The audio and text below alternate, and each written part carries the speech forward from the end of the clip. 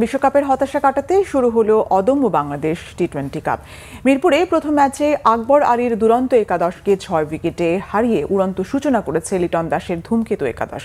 এর আগে মিরপুর শেরেবাংলা জাতীয় ক্রিকেট স্টেডিয়ামে টস জিতে ফিল্ডিংয়ের সিদ্ধান্ত নেন ধূমকেতুর অধিনায়ক লিটন দাস। দুরন্তের ইনিংস ওপেন করতে নেমে 6 বলে 15 রান করে আউট হন জিসান আলম। এরপর অনূর্ধ্ব 19 দলের অধিনায়ক আজিজুল হাকিম তামিম ফিরে যান 16 করে। দুরন্তের ইনিংসে বড় ধাক্কা হয়ে আসে ওপেনার মাহফিজুল ইসলাম রবিন ভুল বোঝাবুঝিতে রান আউট হলে 39 রান করেন রবিন। এরপর 2 রানে আউট হয়ে ব্যাটিংয়ে হতাশ করেন আরিফুল ইসলাম।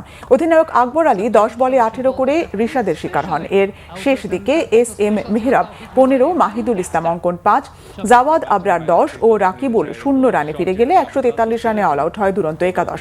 ধূমকেতুর বোলিংয়ে রিশাদ হোসেন 22 রানে 3টি এবং শরীফুল ইসলাম নিয়েছেন 2 উইকেট। জবাবে ওপেনার তানজিদ তামিম 17 রানে আউট হলেও দ্বিতীয় উইকেটে অধিনায়ক লিটন দাস ও সাইফ হাসান 76 রান যোগ করে দলের জয়ের ভিত গড়ে দেন। সাইফ 30 বলে 50 করে আউট হওয়ার পর পারভেজ ইমন 5, তাওহিদ হৃদয় 2 রানে সাজঘরে ফিরে গেলেও লিটন দাস 65 রানে অপরাজিত থেকে দলের জয় নিশ্চিত করে মাঠ ছাড়েন। তাতে 23 বল হাতে রেখে 6 উইকেটে জয় নিশ্চিত করে ধূমকেতু।